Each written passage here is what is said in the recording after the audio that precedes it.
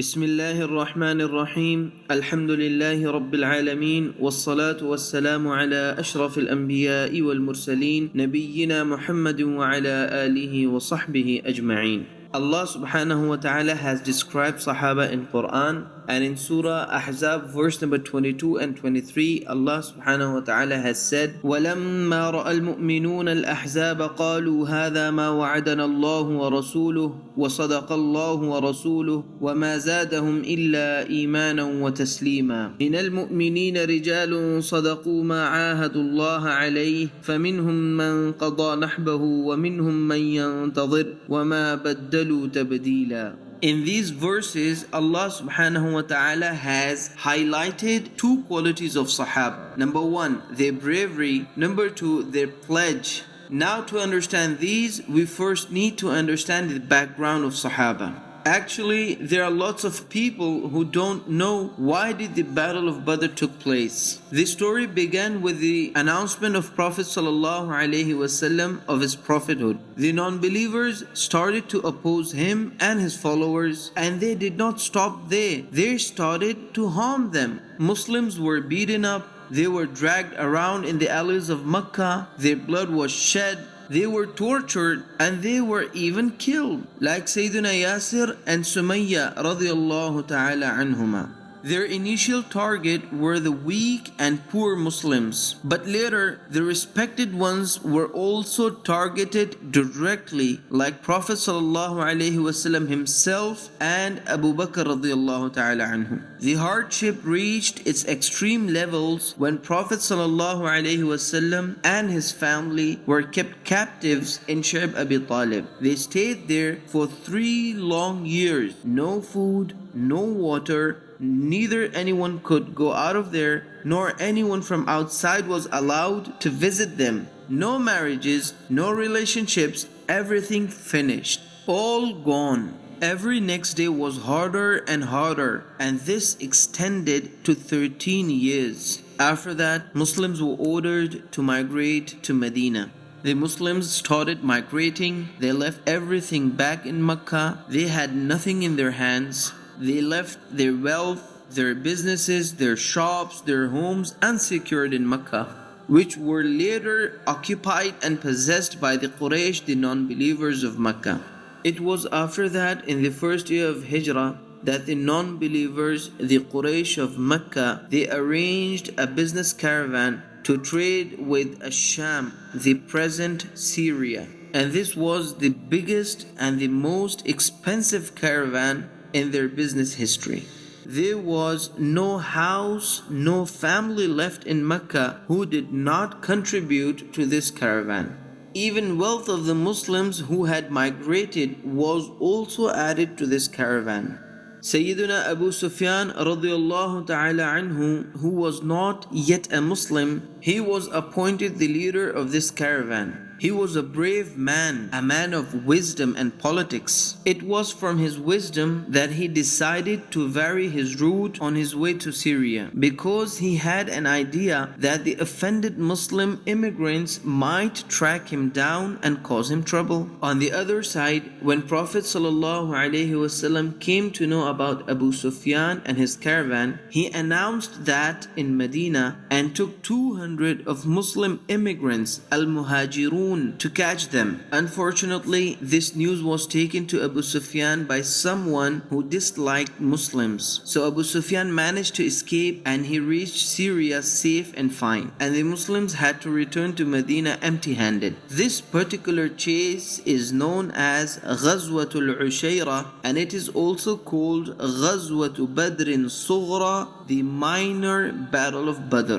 Then it came the time for Abu Sufyan to return from Syria, Ash-Sham, to Mecca, and he had to pass by Medina, so he was concerned about that. His job was to assure the safety of the caravan. So he himself started to investigate the surroundings of his route. It happened for him to arrive at the well of Ar-Rawha, where he found an old man sitting next to the well and a couple of slave girls who were drenching and filling the water. The old man's name was Majdi ibn Umar. Abu Sufyan asked him about the Muslims, or if he may have seen them around. He replied that he had no idea about Muslims, but he saw a couple of strangers. They arrived at this well, they drank some water, and they sat there, had some rest, and they left without speaking a single word to any of us. The old man, Majdi, signaled to a place nearby where the camels were sitting. Abu Sufyan went there and found some camel poops. He picked those, broke it, and he found date seeds in it. And the people of Yathrib are the ones who feed their camels with dates. And the non-believers of Medina are allies to the Quraysh of Mecca. Those must be the camels of the Muslims of Medina spying the caravan of Abu Sufyan. And he was correct in his guess. So Abu Sufyan rushed back to his caravan and immediately took two steps. Number one, he changed his known route to the unknown one, to the west coast next to the Arabian Sea, and accelerated the speed of caravan. Number two, he sent a messenger to Mecca to warn Quraysh about the security of caravan.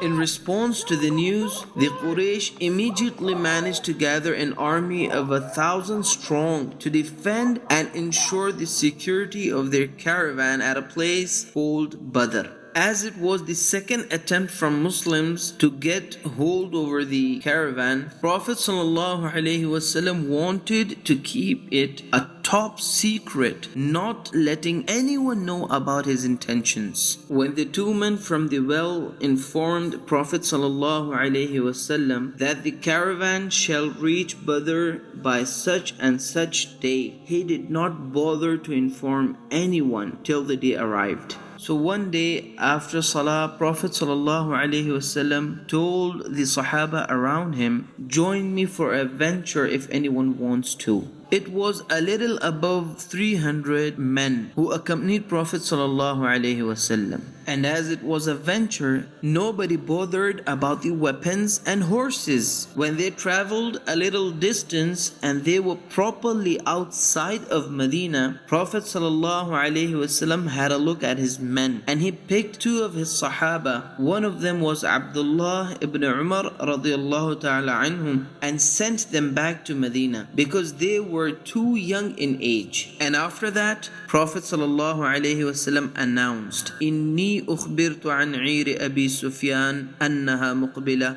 I am informed about the caravan of Abi Sufyan that it's about to return. فَهَلْ لَكُمْ أَن نَخْرُجَ قِبَلَ هَذِهِ الْعِيرِ. So how would it be if we stop them? لَعَلَّ اللَّهُ يُغَنِّمُنَاهَا. Allah shall bless us with a massive wealth. Sahaba were pleased to listen that, and everyone agreed to head forward. Note this, the Prophet ﷺ announced the caravan, not the army. Before I proceed, I would like to quote a hadith of a great Sahabi, Ka'b ibn Malik radiallahu ta'ala anhu, which says that Prophet ﷺ was out intending the caravan, not to fight an army. He said to one of his students, لم أتخلف عن رسول الله صلى الله عليه وسلم في غزوة غزاها إلا في غزوة تبوك. I have never failed to join Allah's Messenger in any of his ghazawat except the Ghazwa of Tabuk. غير أني تخلفت عن غزوة بدر. However, I did not take part in the Ghazwa of Badr. ولم يعاتب أحد تخلف عنها. No one was blamed who did not participate in Badr. إنما خرج رسول الله صلى الله عليه وسلم يريد عير قريش. Because Allah's messenger had gone out to meet the caravan of Quraysh. حتى جمع الله بينهم وبين عدوهم على غير ميعاد. But Allah caused the Muslims to meet their enemies unexpectedly with no previous intention. And this is hadith number 3951 of Sahih al-Bukhari. Before I go back to the point, I would like to highlight something in this hadith. Sayyidina Ka'ab ibn Malik radiyallahu ta'ala anhu has used two different words for two different battles. He used illa for the battle of Tabuk and the word ghayra for the battle of Badr. The time doesn't allow me to jump into the grammar, but I would just summarize it in a nutshell that the word illa brings hardness to the meaning and the word ghayra brings softness. In the battle of Tabuk, it was a command, an order. It was compulsory for each and every Muslim to join. Who could not do so, they were called upon, they were held on, they had to face anger. But that wasn't the case in Badr. In Badr, it was a motivation, a request, a choice. So the people who could not join Badr, it was not because they were cowards, it was because they never knew that. And that is why they had to face no anger, no scold, and they were never held upon. Remember, there are many senior Sahaba who could not join the battle of Badr. For example, Uthman ibn Affan, Abdullah ibn Umar, Sa'ad ibn Ubadah, Salman al-Farisi, Anas ibn Nadar, Usayd ibn Hudayr, Abu Lubaba ibn Abdul Munzir, Ridwanullahi ta'ala alayhim ajma'een. None of them could join.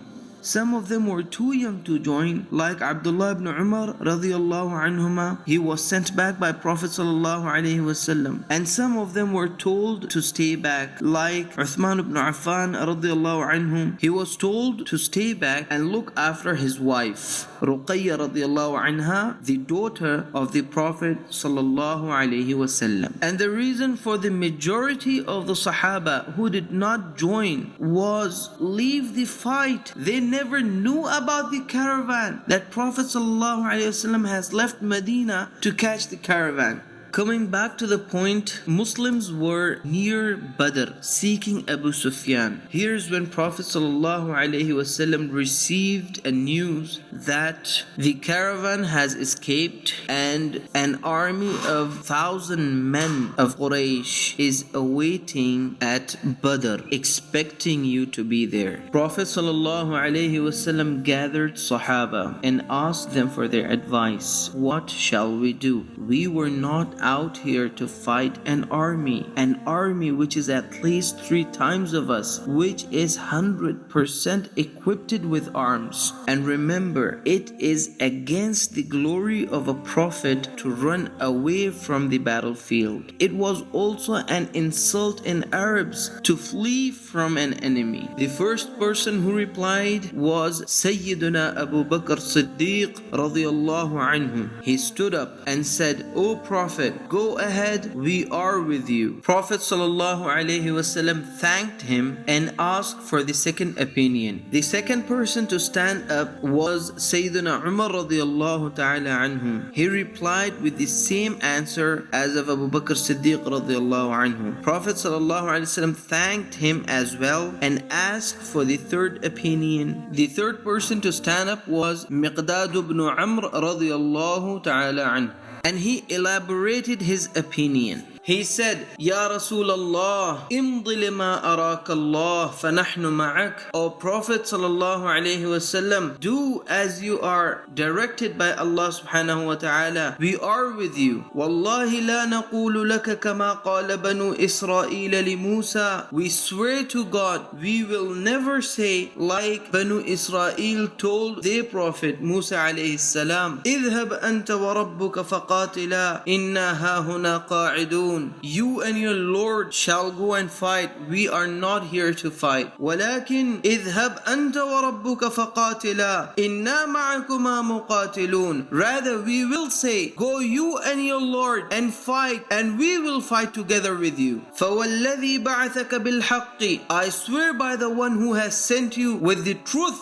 لو سرت بنا إلى برك الغماد لجالدنا معك من دونه حتى تبلغه. If you take us as far as Barak al-Ghimad, we will join you in every single fight. Why did they call upon Barak al-Ghimad? Because Barak al-Ghimad was very far from Medina, and there were 14 big warrior kind of tribes in between Medina and Barak al-Ghimad. So they were trying to say, O Prophet sallallahu alaihi wasallam, this is only one tribe of Quraysh trying to fight you in Badr. Wallahi al-Azim, if we had to fight for you, if we had to fight for the cause of Allah, and we had to fight these 14 big tribes, Wallahi, we would have never stepped back. And the reference of Bukhari says, وَلَكِنَّا نُقَاتِلُ عَنْ يَمِينِكَ وَعَنْ شِمَالِكَ وَبَيْنَ يَدَيْكَ وَخَلْفَكَ. We will fight to your right, we will fight to your left,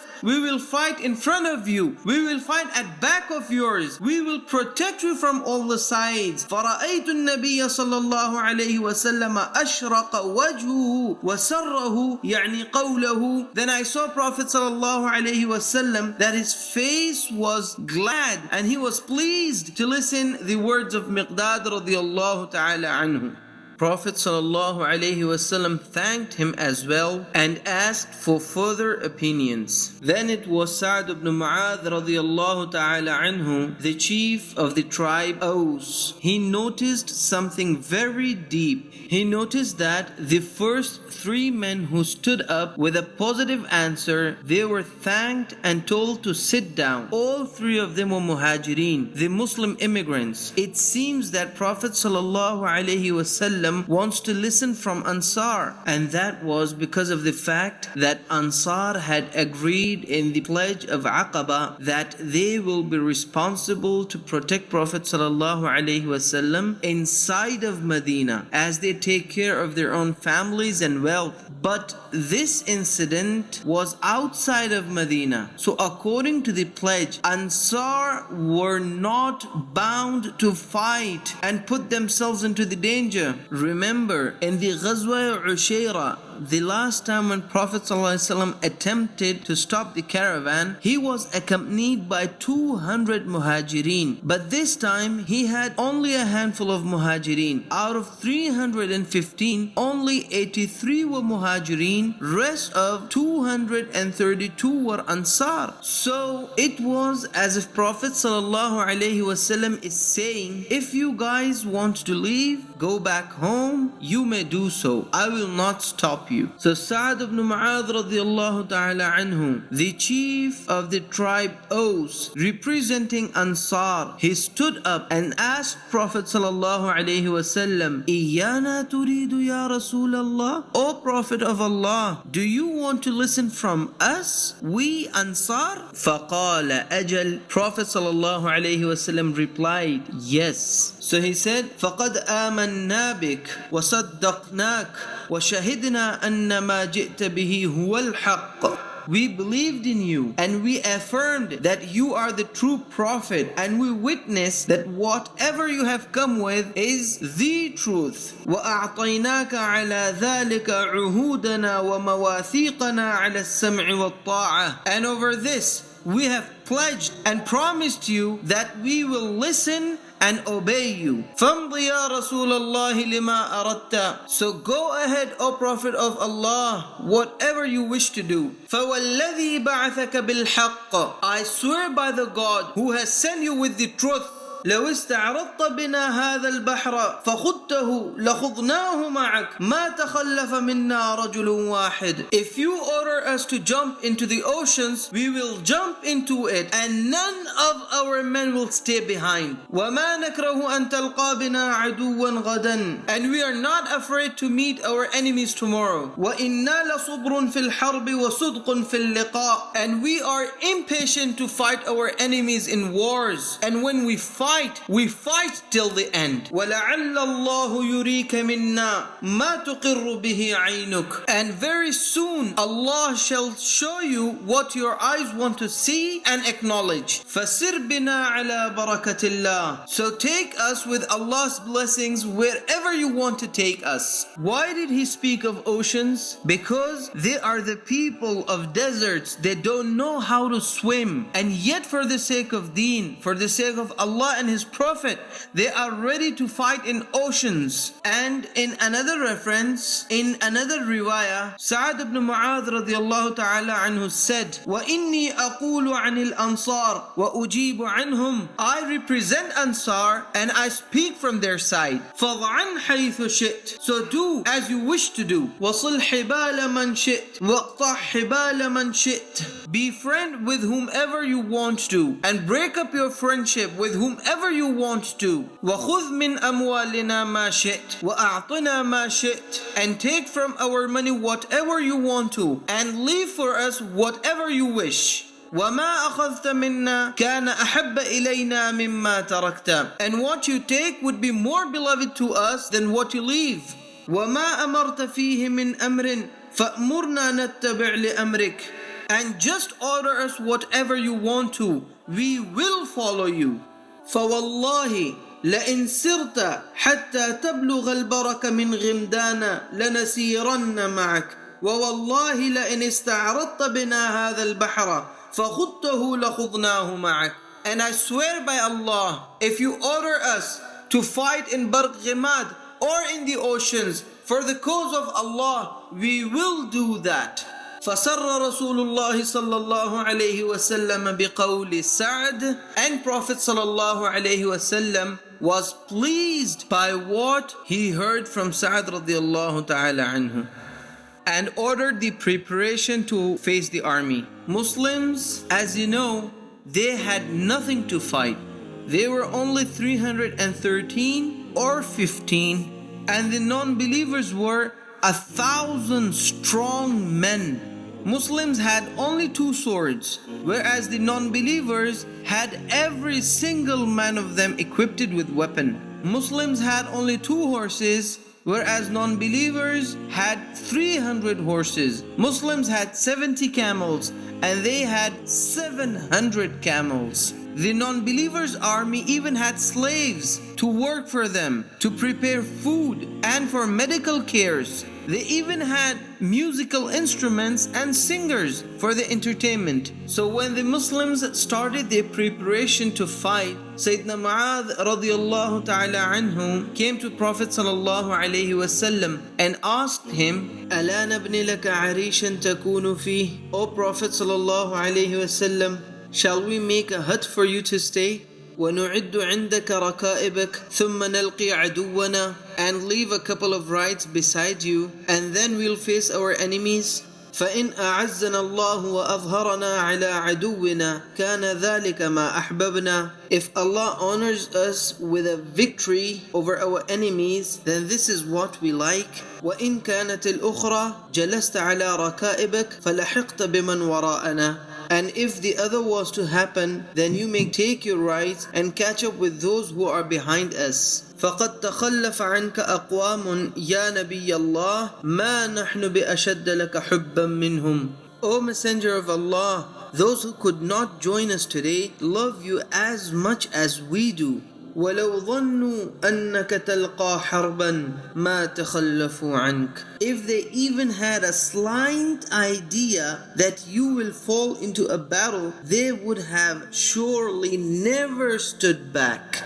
يَمْنَعُكَ اللَّهُ بِهِمْ يُنَاصِحُونَكَ وَيُجَاهِدُونَ مَعَكَ. Allah would have protected you by them. They would have assisted you and fought for you. فَأَثْنَى عَلَيْهِ رَسُولُ اللَّهِ صَلَّى اللَّهُ عَلَيْهِ وَسَلَّمَ خَيْرًا وَدَعَى لَهُ بِخَيْرٍ. Prophet صلى الله عليه وسلم praised him and prayed for him. ثُمَّ بُنِيَ لِرَسُولِ اللَّهِ صَلَّى اللَّهُ عَلَيْهِ وَسَلَّمَ عَرِيشٌ فَكَانَ فِيهِ.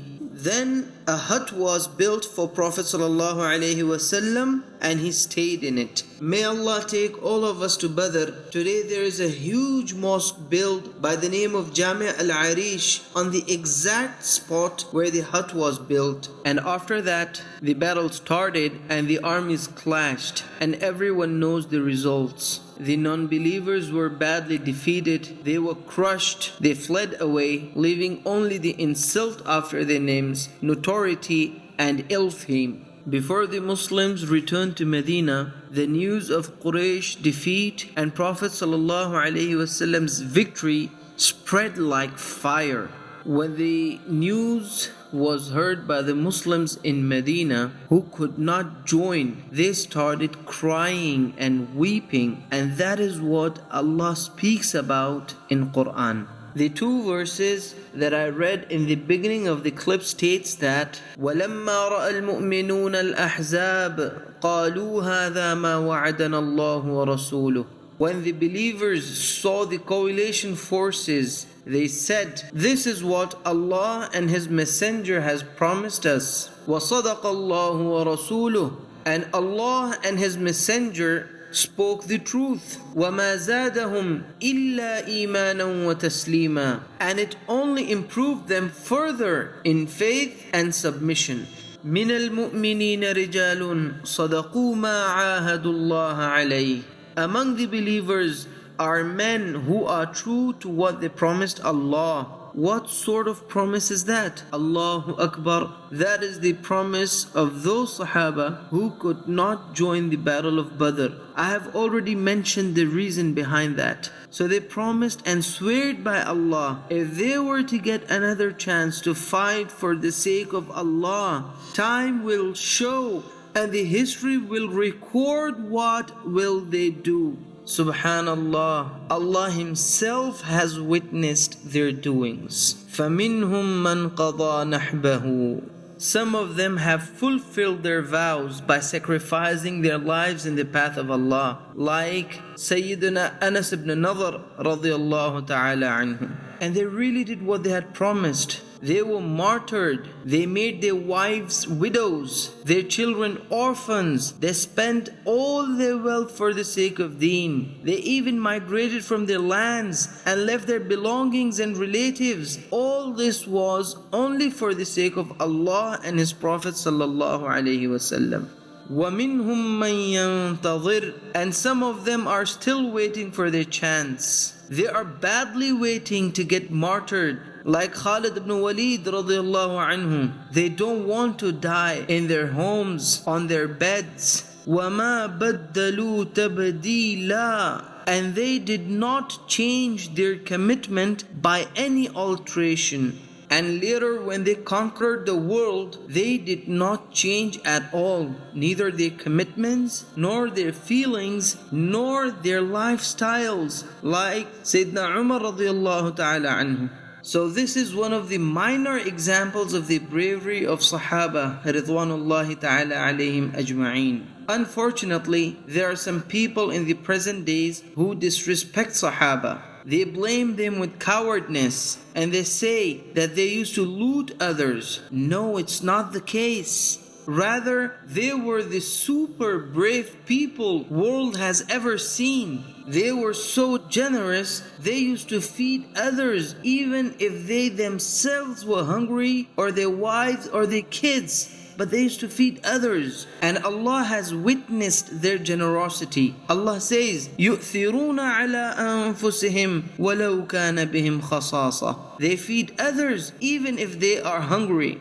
May Allah bless us with the true love and respect of Sahaba, and may Allah resurrect us with Sahaba by the Day of Judgment. وصلى الله تعالى أعلى وأعلم وأحكم وصلى الله وسلم وبارك على نبينا محمد والسلام عليكم.